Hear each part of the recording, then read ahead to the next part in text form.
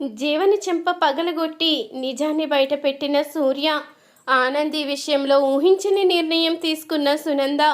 ఈ వీడియో కనుక నచ్చితే తప్పకుండా ఒక్క లైక్ చేయండి. సునంద అయితే కోపంగా ఆలోచిస్తూ ఉంటుంది.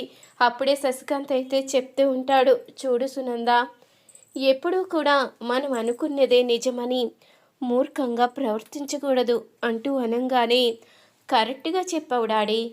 కొంతమంది అలాగే అనుకుంటూ ఉంటారు. వాళ్ళు అన్నదే న్యాయం, వాళ్ళు చేసిందే ధర్మం అన్నట్టు మాట్లాడుతూ ఉంటారు. వెనకాల నిజ నిజాలు తెలుసుకోరు అంటూ చైతన్య అయితే అంటూ ఉంటాడు. అప్పుడే ఆనంది అయితే వస్తుంది. ఆనందిని చూసి, రండి ఆనంది మేడం, అక్కడే ఆగిపోయారేంటి అని అడుగుతూ ఉండగా, మీరు పర్సనల్గా ఏదో మాట్లాడుకుంటున్నట్టున్నారు కదా, అందుకని ఇక్కడే ఆగిపోయాను అంటూ చెప్పంగానే, మా పర్సనల్స్ విషయాలు ఇంకేవోటి ఉంటాయిలేండి, ఏం చెప్పుకుంటాం అంటూ అనంగానే, ఏంటి ఇలా వచ్చావు, వచ్చిందే కాకుండా మళ్ళీ పర్సనల్ విషయాలు అంటూ మాట దాటేస్తున్నావు, ఇలా ఎందుకు వచ్చావు అంటూ అనంగానే, కొంత మీతో పనుండి వచ్చాను మేడం, డిజైన్స్ విషయంలో మీరు కొన్ని సలహాలు ఇవ్వాలి అంటూ అనంగానే, ఏంటి నేనా, నేను ఇంతకు ముందు వాటిల్లో ఏం సలహాలు ఇవ్వలేదు కదా అంటూ అడుగుతూ ఉంటుంది సునందైతి.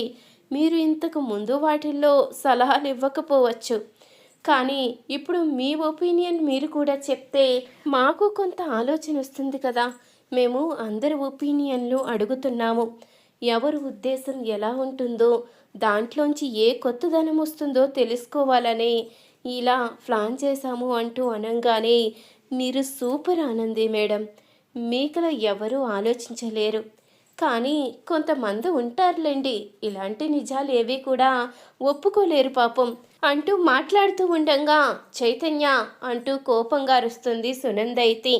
అది కాదు మేడం, మన కంపెనీ విషయంలో మీకు కూడా బాధ్యత ఉంటుంది కదా, అందుకనే మిమ్మల్ని పిలుస్తున్నాను, దయచేసి మీరొచ్చి మీ ఒపీనియన్ కూడా చెప్పండి, ఆదిత్య గారు అక్కడ వెయిట్ చేస్తున్నారు అంటూ ఇక అనంగానే, సరే పద వస్తున్నాను అంటూ కోపంగా చెప్తూ ఉంటుంది సునంద. అప్పుడే ఆనంది అయితే ఇక బయటికి వెళ్ళిపోతుంది. ఇంతలో చైతన్య అయితే చెప్తూ ఉంటాడు, ఏంటి అసలు నిన్ను అంత మర్యాదగా పిలుస్తూ ఉంటే నువ్వు మనుషులకిచ్చే విలువ ఇంతేనా మమ్మీ, కనీసం వాళ్ళ గురించి ఆలోచించడం కానీ వాళ్ళ గురించి పట్టించుకోవడం కానీ ఏమీ ఉండదా అంటూ చైతన్య అనంగానే, ఏంట్రా ఊరుకుంటున్నాను కదా అని నోటుకొచ్చినట్టు మాట్లాడుతున్నావు, వెళ్తున్నాను కదా ఇప్పుడే వెళ్తాను అంటూ సునంద అయితే బయటికి వెళ్తుంది. ఇక డిజైన్స్ విషయంలో తన ఒపీనియన్ అయితే తను చెప్తుంది. ఆ విధంగా అందరూ కూడా ఎవరి ఉద్దేశాలు వాళ్ళైతే చెప్తూ ఉంటారు. దానికి విధంగా ఆనంది అయితే డిజైన్స్ అన్నీ ప్లాన్ చేస్తూ ఉంటుంది. ఇక ఆనంది అయితే అన్ని విధాలుగా అందరి ఒపీనియన్ తీసుకొని డిజైన్స్ ప్లాన్ చేస్తూ ఉండగా అప్పుడే జీవన అయితే వస్తుంది. ఏంటి అందరినీ అడిగావు, నన్ను మాత్రం అడగకుండా వదిలేసావేంటి అంటూ అడుగుతూ ఉంటుంది. అందరినీ అడిగానంటే వాళ్ళకి తెలిసినవి వాళ్ళు చెప్తారని అడిగాను, నిన్ను అడిగినా నువ్వు ఎలాగో చెప్పవు, నేనెందుకు చెప్పాలి అన్నట్టు మాట్లాడతావు, అందుకని నిన్ను అడిగి ఆ మాట అనిపించుకునే కన్నా ఇలా చేయడమే మంచిదని నేను నీ దగ్గరికి రాలేదు అంటూ ఇక ఆనంది అయితే జీవనికి దిమ్మ తిరిగే సమాధానం అయితే చెప్తుంది. ఇంతలో మరొక వైపు సూర్య అయితే గుడికి వెళ్తాడు. ఇక గుడిలో ఆలోచిస్తూ ఉండగా అప్పుడు ఇక పూజారి తాత అయితే సూర్య దగ్గరికి వస్తాడు.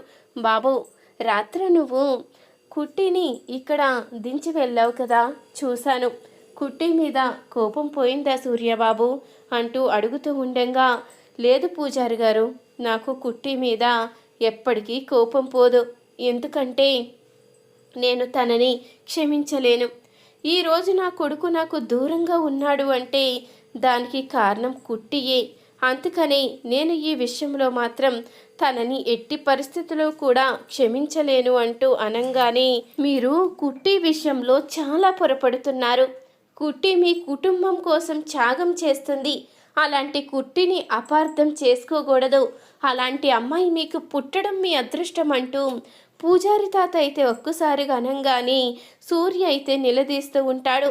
నిజం చెప్పండి పూజారి గారు, అలాంటి అమ్మాయి పుట్టడం నా అదృష్టం అని అంటున్నారు అంటే నాకు తెలియకుండా ఏదో నిజం దాస్తున్నారు. నిజం చెప్పండి. మీరు పూజించే ఆ శివయ్య మీద నిజం చెప్పండి అంటూ అనంగానే మీరు శివయ్య మీద ఒట్టు వేసి నిజం అడుగుతున్నారు కాబట్టి చెప్తాను. ఇప్పుడు ఆ శివయ్య నాకు నిజాన్ని బయట పెట్టడానికి అవకాశం ఇచ్చాడని అనుకుంటూ చెప్తున్నాను అంటూ కుట్టి ఏమి కన్న కూతురయ్యా, జీవన మీ కన్న కూతురు కాదు. తన జాతక దోషం వల్ల నీ భార్యకి ఎక్కడ ప్రమాదం జరుగుతుందో అని మీకు చిన్నప్పటి నుంచి దూరమైంది అంటూ అని నిజాలు బయట పెడతారు పూజారి తాత. అయితే అప్పుడే ఈ విషయం తెలుసుకున్న ఇక సూర్య ఒక్కసారిగా కుప్పకూలిపోతాడు. నా కన్న కూతుర్ని నేను అర్థం చేసుకోలేకపోయాను. అసలు తనని చాలా అపార్థం చేసుకుని ఎన్నో మాటలు అన్నాను అంటూ ఇక సూర్య అయితే బాధపడుతూ ఉంటాడు. అది కాదయ్యా, ఇంకొక విషయం కూడా చెప్తాను విను. పెళ్లి విషయంలో కుట్టి తప్పేమీ లేదు. కుట్టి ప్రమేయం లేకుండానే ఆ పెళ్లి జరిగింది. ఆ విషయంలో కూడా తను ఎలాంటి తప్పు చెయ్యలేదు అంటూ పూజారి తాత చెప్పంగానే, సరే పూజారి గారు, ఇప్పుడు అర్థమైంది కదా, నా కూతురు తప్పు చేసిందో లేదో అన్నీ నేను తెలుసుకుంటాను అంటూ ఇక సూర్య అయితే నిర్ణయించుకుంటాడు. నా కూతురు తప్పు చెయ్యలేదని నేనే నిరూపించుకోవాలి. నా కూతురు ఎలాంటి తప్పు చెయ్యదని నాకు తెలుసు. సాక్ష్యాలతో సహా అన్ని నిజాలు బయట పెడతాను అంటూ సూర్య అయితే ఇక నిర్ణయించుకుంటాడు. ఆ విధంగానే ఇక పెళ్లి రోజు అసలు ఏం జరిగిందో అని అన్ని విధాలుగా ఇక తన ప్రయత్నాలు అయితే చేస్తాడు. ఇక శ్రీతన్ని అడిగి జరిగిన విషయం మొత్తం తెలుసుకుంటాడు. ఇక పూర్ణిమ ద్వారా రౌడీ గురించి కూడా తెలుసుకున్న సూర్య అయితే ఇక రౌడీ గురించి ఎంక్వైరీ చేసి పోలీసుల సహాయంతో ఆ రౌడీ ద్వారా అసలు నిజాన్ని అయితే తెలుసుకుంటాడు. ఇదంతా చేసింది ఇందుమతి గారు జీవనని ఆ రౌడీ ద్వారా తెలుసుకున్న సూర్య అయితే కోపంతో రగిలిపోతూ ఉంటాడు. అంటే నా కన్న కూతుర్ని ఇబ్బంది పెట్టాలని ఇంత దారుణంగా మా పిన్ని జీవన కలిసి ప్లాన్ చేశారన్నమాట. ఎట్టి పరిస్థితుల్లో వదిలిపెట్టేదే లేదు అంటూ ఇక ఆఫీస్కి అయితే వెళ్తాడు సూర్య. అప్పుడే ఇక అందరి ముందు జీవన చెంప అయితే పగలగొట్టి సునంద దగ్గర అసలు నిజాన్ని అయితే బయట పెడతాడు. ఈ పెళ్లి విషయంలో నా కన్న కూతురు తప్పేమీ లేదు. నా కన్న కూతురు ఆనందియే. ఈ జీవనకి నాకు ఎలాంటి సంబంధం లేదు. ఈ జీవన ఒక అనాథ. తనని చేరదీసి నా కూతురు తనకొక జీవితాన్ని కల్పిస్తే తను మాత్రం నా కూతురు జీవితాన్ని నాశనం చెయ్యాలని ప్లాన్ చేసింది. ఇలాంటి వాళ్ళని క్షమించకూడదు అంటూ సూర్య అయితే నిజాన్ని బయట పెడతాడు. ఇక సునంద అయితే తన తప్పు తను తెలుసుకుంటుంది. నేను చాలా పెద్ద తప్పు చేశాను. నీ విషయంలో ఇలాంటి తప్పు చేసి అసలు నీకు నా మొహాన్ని ఎలా చూపించాలో అర్థం కావడం లేదు అంటూ ఇక కుమిలిపోతూ ఉంటుంది సునంద అయితే. నేను ఒక ఎండీగా ఇంత అహంకారంగా ప్రవర్తించాను. అదే నేను ఎండీ పోస్ట్లో లేకపోతే ఇలాంటి అహంకారం ఉండదు కదా. నేను ఈ ఎండీ పోస్ట్లో ఉండదలుచుకోలేదు. నేను ఈరోజే రిజైన్ చేస్తాను. ఈ ఎండీ పోస్టుకి అర్హత ఉన్నదానివి నువ్వే ఈ ఎండీ పోస్ట్లో కూర్చొని ఈ కంపెనీ బాధ్యత చూసుకోవాలి. నాకు ఎలాంటి అర్హత లేదు అంటూ సునంద అయితే ఇక ఆనందిని ఎండీ పోస్ట్లో అయితే కూర్చోబెడుతుంది. ఈ రోజు నుంచి అన్ని బాధ్యతలు తీసుకునేది నా కోడలు ఆనందియే అంటూ జీవనకైతే ఊహించిన షాక్ ఇస్తుంది సునంద. ఈ వీడియో కనుక నచ్చితే తప్పకుండా ఒక లైక్ చేయండి. మీరిచ్చే ఒక చిన్న లైక్ మా ఛానల్కి ఎంతో మోటివేషన్ ఇస్తుంది.